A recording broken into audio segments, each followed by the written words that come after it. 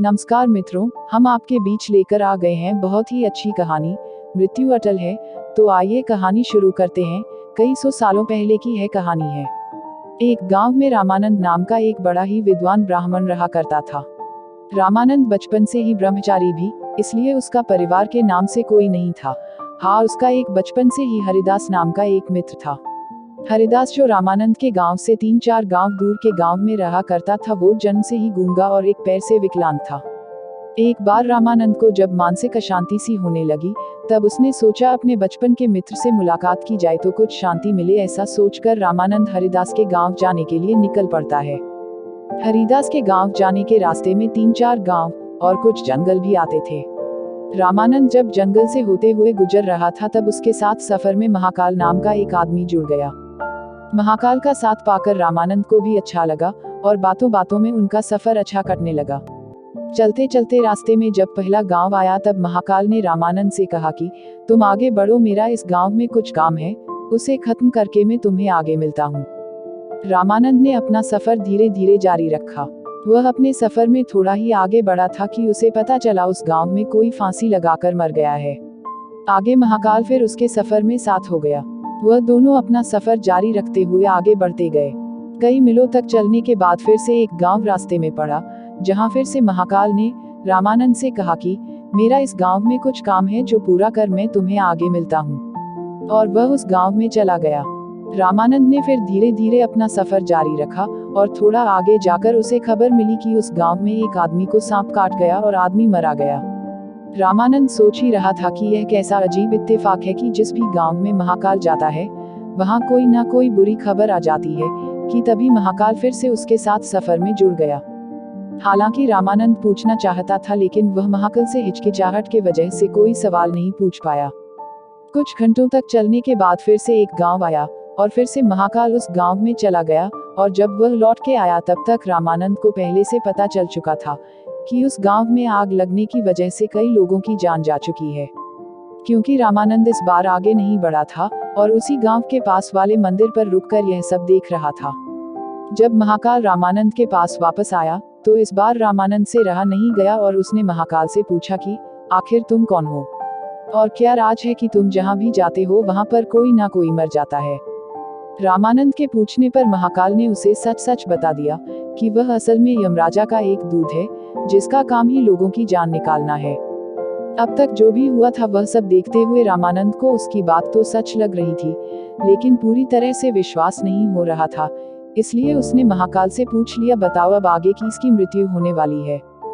महाकाल, जो कई समय से रामानंद के साथ चल रहा था, उसे रामानंद का स्वभाव अच्छा लगा था, इसलिए उसने कुछ भी नहीं छुपाया। उसने रामानंद को बताया कि आगे जिस व्यक्ति की मृत्यु होने वाली है वो कोई और नहीं बल्कि जिसे तुम मिलने जा रहे हो वही है। यानी कि आगे हरिदास, जो कि खुद रामानंद का बचपन का मित्र है, उसी की जान जाने वाली थी। यह सुनकर रामानंद को दुख हुआ, लेकिन महाकाल ने उससे कहा था कि हरिदास की मृत्यु का कारण रामानंद खुद बनेगा। रामानंद ने सोचा कि मैं हरिदास से मिलूंगा ही नहीं तो उसकी मृत्यु भी नहीं होगी। यह सोचकर उसने हरिदास के गांव जाने का मन बदल दिया, लेकिन तब तक हरिदास हाफते हाफते उसी जगह आ पहुंचा जहां पर महाकाल और रामानंद रुककर बातें कर रहे थे। इससे पहले कि रामानंद हरिदास से कुछ पूछ पाता, वह जमीन पर गिर पड़ा और वहीं पर उसकी मृत्यु हो गई। रामानंद को कुछ भी समझ में नहीं आ रहा था कि यह कैसे हो गया, लेकिन उसकी समझ में यह आ गया था कि महाकाल सच बोल रहा है। रामानंद ने महाकाल से पूछा, आपने तो कहा था कि हरिदास की मृत्यु का कारण मैं बनूंगा, किंतु यह तो मुझे मिले बिना ही मर गया, ऐसा कैसे हुआ। महाकाल ने रामानंद से कहा, उसकी मृत्यु का कारण अब भी तुम ही हो, क्योंकि यह 2 गांव पहले से ही तुम्हारा पीछा कर रहा था। इसने तुम्हें देख लिया था, लेकिन गूंगा और एक पैर से अपंग होने की वजह से यह तुम्हारी जितनी तेजी से तुम्हारी तरफ बढ़ नहीं पाया और नहीं तुम्हारा ध्यान अपनी तरफ खींच पाया। बेचारा लगातार तुम्हारा पीछा करता रहा। जब तुमने आगे बढ़ना रोककर एक जगह पर मेरा इंतजार किया, तब यह अपनी गति से चलते हुए तुम तक पहुंच गया, लेकिन इस बीच इसने थोड़ा सा भी आराम नहीं किया, जिस वजह से इसे दिल का दौरा पड़ा और यह मर गया। अपने बचपन के मित्र की मृत्यु से दुखी और यह जानकर और भी ज्यादा दुखी कि उसकी मृत्यु का कारण भी वह खुद ही है, रामानंद बहुत रोया। रामानंद ने खुद को संभाला और अपने मित्र की अंतिम क्रिया अच्छे से समाप्त की और अपने गांव की तरफ लौटने लगा। जाते जाते रामानंद के मन में सवाल उठा कि उसकी मृत्यु कब होने वाली है, यह पता किया जाए। कुतूहलवश रामानंद ने महाकाल से विनती की कि वह उसे खुद की मृत्यु का समय और कारण बताएं।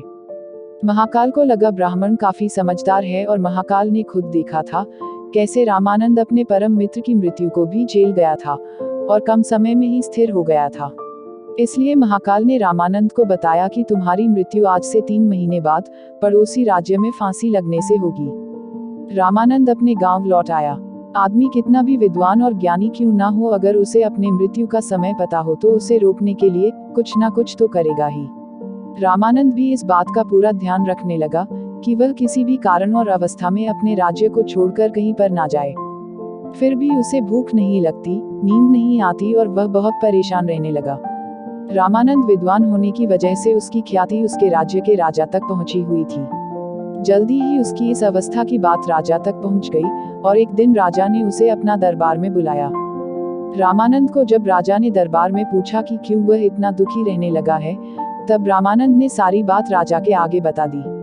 राजा समेत सभी दरबारियों को इस बात से काफी आश्चर्य हुआ, क्योंकि सब लोग जानते थे कि रामानंद कभी झूठ नहीं बोलता है। इसलिए सभी ने विचार विमर्श करके रामानंद को राजा के महल में ही सुरक्षित स्थान पर रखने का फैसला किया। राजा ने अपने ही महल में रामानंद को रहने के लिए एक बहुत आलीशान कमरा दिया। राजा चाहता था कि रामानंद उसके महल में कैदी की तरह महसूस ना करे, इसलिए सभी नौकरों को और सिपाहियों को आदेश दिया कि रामानंद को कहीं भी आने जाने से रोका ना जाए। राजा के महल में रामानंद अब अपने आप को थोड़ा सा सुरक्षित महसूस करने लगा, लेकिन कभी भी वह रात को गहरी नींद नहीं सो पाता था। उसे बचपन में नींद में चलने की बीमारी थी और यह बीमारी तब ज्यादा असर करती है जब आदमी चिंता में सोए या गहरी नींद ना ले पाए। राजा के महल में रहकर उसकी यह बीमारी अब काफी बढ़ गई, लेकिन इस बात का उसे पता नहीं था और उसे राजा के आदेश होने के वजह से कोई भी नौकर या सिपाही कहीं भी आने जाने से नहीं रोकता था। जल्दी ही वह दिन भी आ पहुंचा जब उसकी मृत्यु होने वाली थी। उस रात भी वो चिंता में सोया और नींद में उठकर चलने लगा। चलते चलते वह महल के अस्तबल में गया, एक घोड़े पर सवार हो गया। घोड़ा राजकुमार का था और राजकुमार अक्सर पड़ोस के राज्य की राजकुमारी को मिलने उसी घोड़े पर जाया करता था। जैसे ही रामानंद उस घोड़े पर सवार हुआ, घोड़े ने उसे राजकुमार समझ के दूसरे राज्य में जाने के लिए दौड़ लगा दी और कुछ ही समय में दूसरे राज्य के महल में जाकर रुका। रामानंद घोड़े से उतरकर उसे अपने राज्य के राजा का महल समझकर महल के अंदर घुस गया और वहां पर नींद में चलते चलते रानी के शयन कक्ष में जाकर सो गया। सुबह जब रानी उठी तो एक पराया पुरुष को अपने कक्ष में सोते हुए देख बहुत डर गई और तुरंत राजा को बुलाया। ये नजारा देख राजा को बहुत गुस्सा आया। राजा ने तुरंत दरबार बुलाया। वहां पर रामानंद को हाजिर किया गया और उसे फांसी पर लटकाने की सजा सुनाई गई। रामानंद ने राजा से अपने निर्दोष होने की सफाई देते हुए कहा, महाराज, मुझे नहीं पता कि मैं कैसे आपके महल में आ गया। आप ही सोचिए कि किसी की भी इतनी हिम्मत हो सकती है कि आपके राज्य में आकर आप ही की रानी के बगल में सो जाएं और उसके साथ घटी 3 महीने पहले की घटना और महाकाल के बारे में सारी सच्चाई बता दी।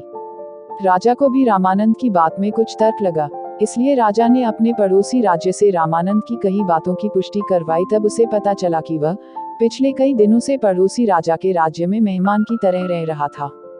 राजा ने फिर से दरबार बुलाया और अपनी दी गई सजा पर विचार विमर्श करने के लिए कहा। सभी चाहते थे कि रामानंद को सजा नहीं होनी चाहिए, लेकिन सब ये भी चाहते थे कि राजा की कही हुई बात का मान भी रखा जाए।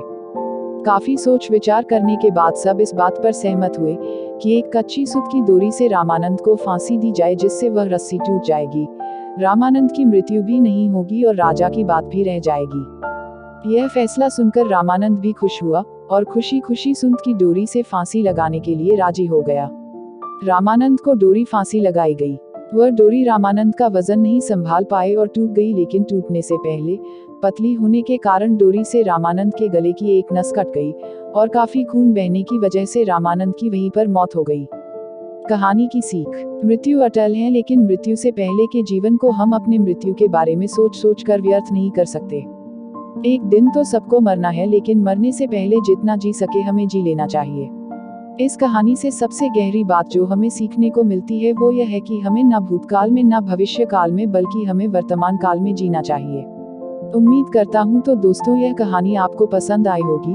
अगर हाँ तो वीडियो को लाइक और चैनल को सब्सक्राइब करें, मिलते हैं ऐसे ही और एक नई कहानी के साथ, तब तक के लिए जय हिंद।